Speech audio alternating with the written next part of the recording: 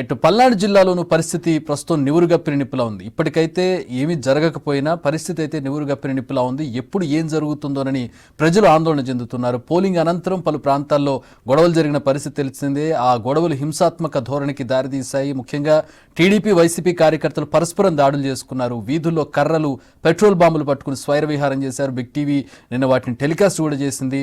ఒక్కసారిగా గుంపులుగా అరాచకానికి దిగడంతో పోలీసులు కూడా ఏం చేయలేని పరిస్థితి నెలకొంది. మరోవైపు పల్నాడు జిల్లా సత్తెనపల్లిలో 144 సెక్షన్ విధించారు. 2 రోజుల పాటు దుకాణాలు మూసివేయాలని పోలీసులు సూచించారు. ఆ దృశ్యాలను మనం చూస్తున్నాం. పోలీసుల సూచనలతో వ్యాపారులు స్వచ్ఛందంగా దుకాణాలు మూసేశారు. అటు 3 కంటే ఎక్కువ గుమిగూడరాదని పోలీసులు హెచ్చరికలు జారీ చేశారు. దట్స్ వాట్ మీన్స్ 144 సెక్షన్ అమల్లో ఉన్న నేపథ్యంలో చాలా కఠినమైనటువంటి ఆంక్షలు అమలు చేస్తూ ఉన్నారు. మళ్ళీ నిన్న మొన్న జరిగినటువంటి ఘటనలు చోటు చేసుకోకుండా రిపీట్ కాకుండా ఉండడానికి ఈ చర్యలు చాలా కఠినంగా అమలు చేస్తోంది పోలీస్ శాఖ. ఎలక్షన్ అప్పుడు అలాగే ఎలక్షన్ తర్వాత జరిగిన సంఘటనల దృష్ట్యా అదనపు బలగాలను పిలిచి పటిష్టమైన బందోబస్తు ఏర్పాట్లు చేయడం జరిగింది. ఎవరైనా కానీ ఏ రకమైన అవాంఛనీయ సంఘటనలకి ప్రయత్నం చేసినా కానీ వాళ్ళ మీద కఠినమైన చర్యలు తీసుకుంటాం.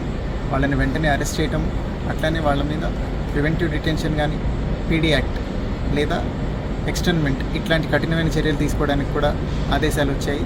అన్ని చోట్ల బలగాలు మోహరించడం జరిగింది. వాళ్ళందరూ కంటిన్యూస్గా పహారా నిర్వహించి ఏ రకమైన అవాంఛనీయ సంఘటనలు జరగకుండా కంప్లీట్గా సిచ్యువేషన్ని కంట్రోల్లోకి తీసుకుంటున్నారు.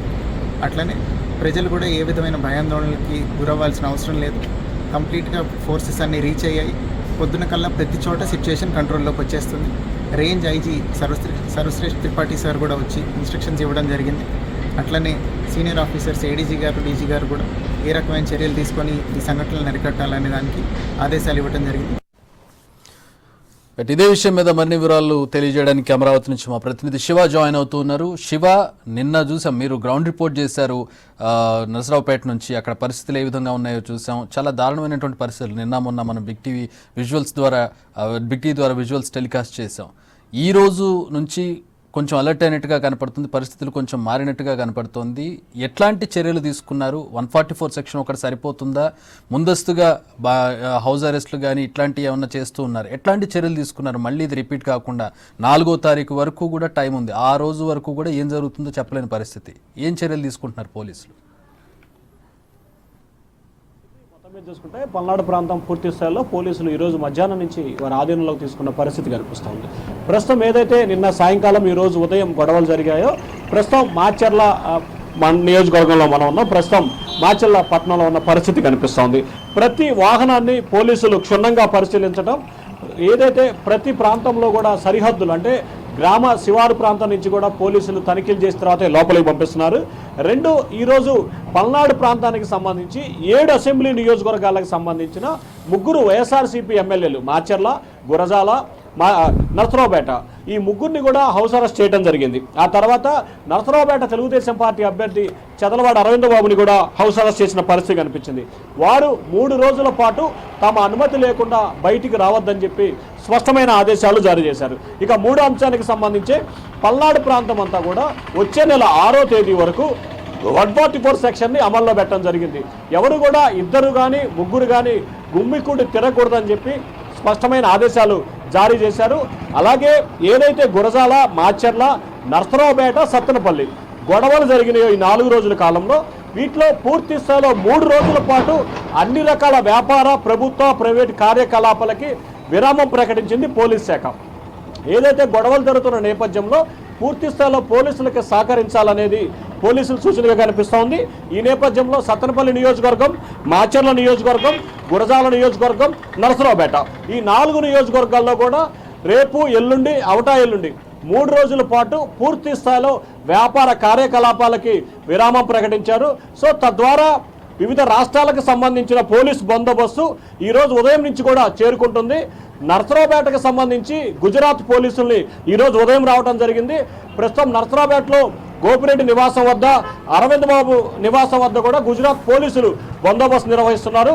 ఆంధ్రప్రదేశ్కి సంబంధించిన వివిధ జిల్లాల పోలీసులు మాచర్ల, గురజాల, సత్తెనపల్లి నియోజకవర్గాల్లో కూడా బందోబస్తునైతే కొనసాగిస్తున్న పరిస్థితి కనిపిస్తూ ఉంది. సో ఓవరాల్గా చూసుకుంటే ఇప్పటికే పోలీసులు పూర్తి స్థాయిలో పరిస్థితిని వారి కంట్రోల్లోకి తీసుకురావడం జరిగింది.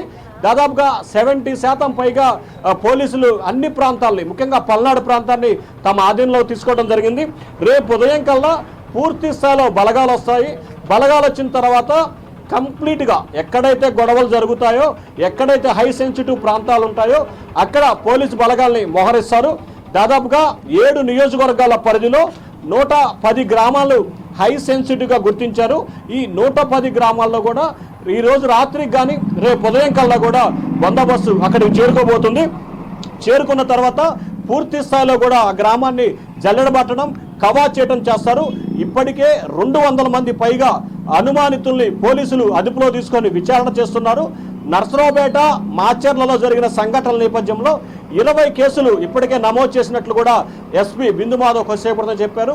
ఎవరు ఎటువంటి అవాంఛనీయ సంఘటనలకు పడ్డా ఖచ్చితంగా చర్యలు తీసుకోవడంతో పాటు పీడీ యాక్ట్ కేసు కూడా నమోదు చేస్తామని చెప్పి స్పష్టమైన హెచ్చరికలు జారీ చేశారు. పీడీ యాక్ట్ కనుక అమలు చేస్తే ఖచ్చితంగా వారిని గ్రామ నియోజకవర్గ బహిష్కరణ చేసే అవకాశాలు కూడా కనిపిస్తాయి. పోలీస్ శాఖ అయితే ఎన్నికల రోజు ఫోర్స్ లేకపోవడంతో కొంచెం కట్టడి చేయడంలో విఫలమైంది. నిన్న మధ్యాహ్నం నుంచి కూడా దాదాపుగా అన్ని రకాల గొడవల్ని కొంత కంట్రోల్ చేయడంలో